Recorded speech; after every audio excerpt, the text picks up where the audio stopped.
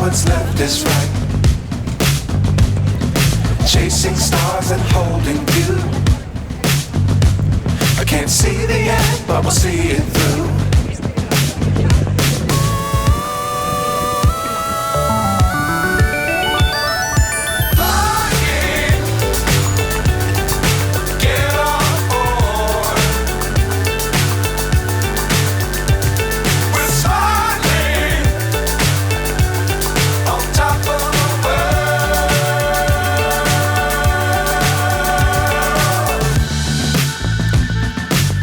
Times don't fly too high.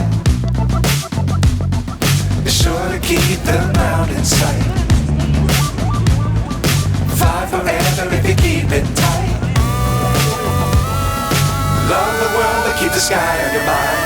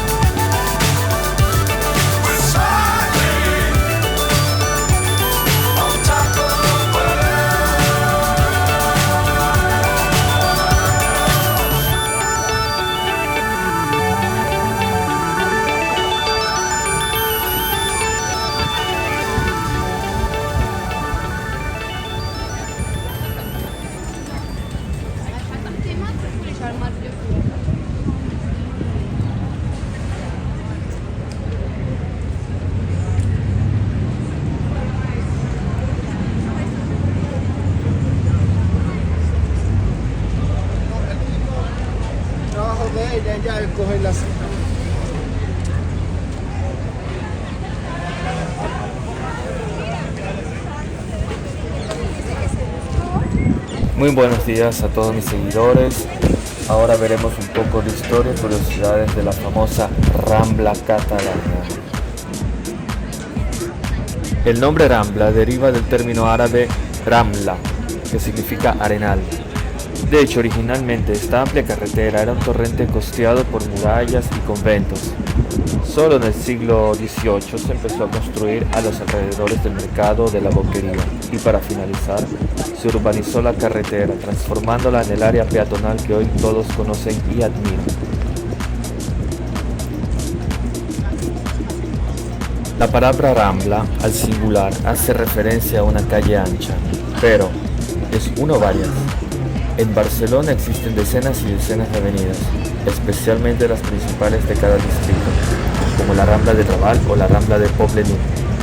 La Rambla de la que se está hablando es la más amplia de la ciudad, que se encuentra concretamente en el distrito de Ciutat Vella, el más antiguo de la ciudad, y al mismo tiempo lo divide en dos partes, situándose como frontera entre el barrio de Raval y lo del barrio gótico. La verdad es que la Rambla está constituida por 5 avenidas arboladas diferentes, cada una con su nombre y su historia. Saliendo desde Plaza Cataluña, se encuentra por lo tanto primero la Rambla de Canaletes, después la Rambla del Estudis, seguida de la Rambla de las Flores, conocida como la Rambla de San Josep. Para finalizar, la parte que llega a la estatua de Cristóbal Colón toma el nombre de la Rambla de Santa Mónica. Alguno considera como sexta Rambla el trayecto construido más recientemente, llamada Rambla del Mar, precisamente porque atraviesa el mar, construida por un moderno puente ondulado que a veces se desliga desde la tierra para dejar transitar las barcas.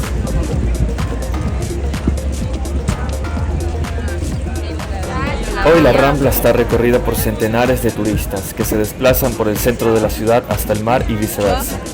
En este trayecto se encuentran diferentes atracciones, como el Museo Erótico, en el cual se reconoce el personaje de Marilyn Monroe, que saluda desde el balcón a los transeúntes justo en la entrada, el Museo de la Cera y el Museo del Jamón, que se sitúan en la lista de atracciones que se pueden visitar con la iVenture Card propuesta por Barcelona Shop. Atracciones gratis y que no pueden faltar son los puestos que se pueden encontrar en la calle. los estables que venden souvenirs de todo tipo y otras exposiciones ocasionales de artistas de la calle. A mitad de la calle se puede acceder al coloridísimo y perfumado Mercado de la Boquería, en el que se aconseja detenerse para saborear productos típicos de Barcelona.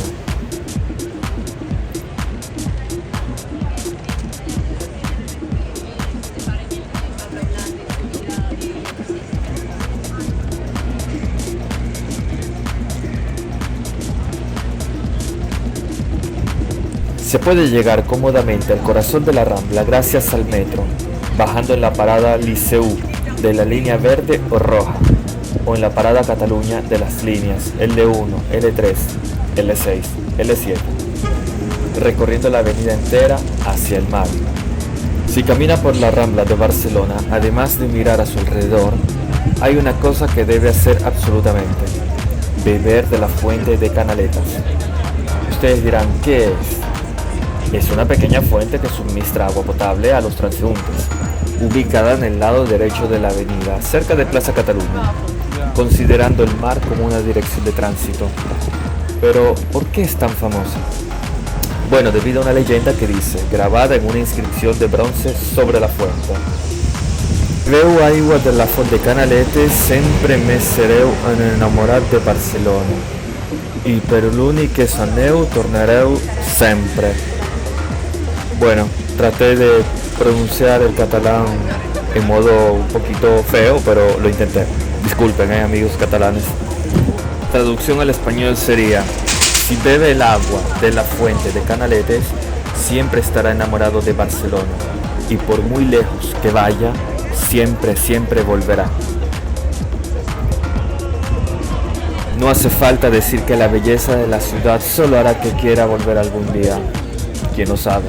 Tal vez incluso vivir allí. Sin embargo, el ritual del que hablamos en realidad está relacionado con el mundo del fútbol. Este vínculo entre la fuente y el fútbol nació en los años 30 del siglo XX.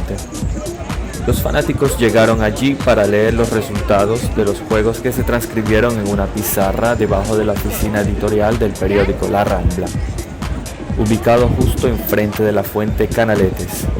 Incluso hoy, el sitio sirve como lugar propicio de reunión para los fanáticos del Barça. En definitiva, con este proceso se produce uno de los espacios más emblemáticos de la ciudad, por haber sido durante más de 5 siglos el lugar central donde la representación de la escena urbana, la actividad comercial e institucional se han producido de una forma integrada. Una ciudad donde probablemente se encuentra en las mejores calles del mundo. Las Ramblas brillan con luz propia. Las Ramblas fueron diseñadas para pasear y el resultado ha sido tan satisfactorio que destacarían en cualquier lugar. Sin alguna duda, es una calle diseñada para las personas, para estar en ella, pasear, reunirse y charlar. Cumple con ese objetivo.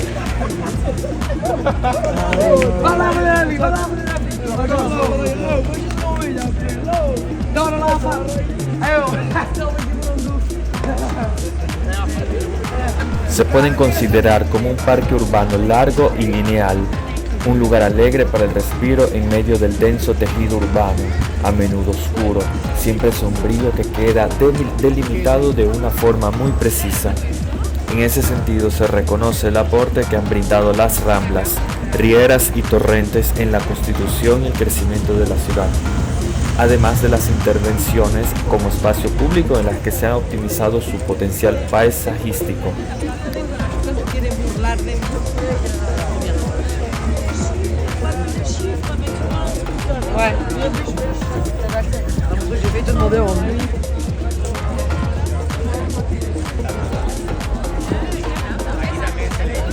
El crecimiento de Barcelona ha estado marcado por los cursos naturales de las rieras que vinculan la ciudad al mar.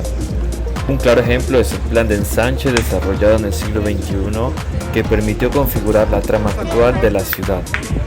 Las Ramblas, por su naturaleza, son una parte del territorio apreciada por presentar cualidades paisajísticas de gran valor. Se destaca la intervención en esos ejes urbanos por el diseño incorporado al espacio público, dotado de abundante arbolado, que, además de generar sombra, reducen la temperatura del verano y los niveles de ruido, además de enmarcar visualmente el recorrido de la calle.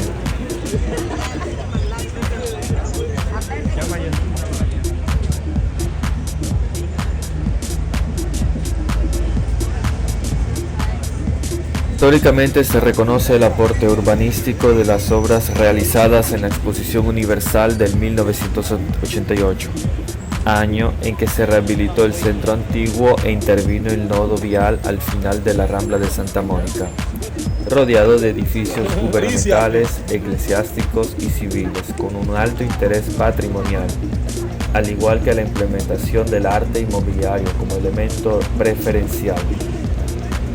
En zonas donde convergen espacios públicos tan importantes como la Plaza Cataluña y la Plaza del Teatro, al igual que el Paseo de Colón y el Puerto de Barcelona, como intervenciones que permiten además vincular la ciudad al mar. En Barcelona, el primer asentamiento romano no intervino en el recorrido natural de las rieras.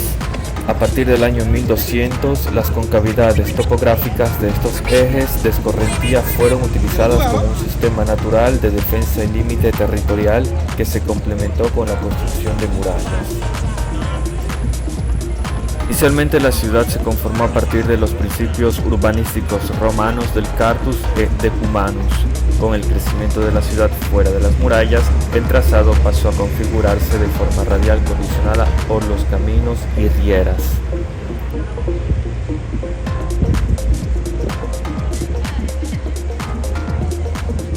Finalmente, una última curiosidad sobre las Ramblas.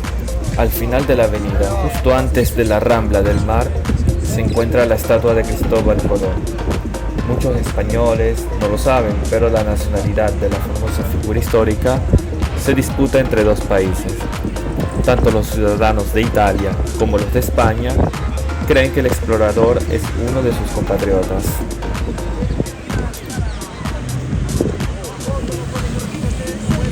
Bien, espero que les haya gustado el video. Ya saben, apóyenme con un me gusta, síganme por favor, ayúdenme, denme una mano a mi trabajo y déjenme en los comentarios qué ciudad les gustaría que yo recorra y les hable un poco de todo. Muchas gracias a todos, muchas gracias a mis amigos de España que me han acogido, me han hospedado y nos veremos a la próxima. Besotes.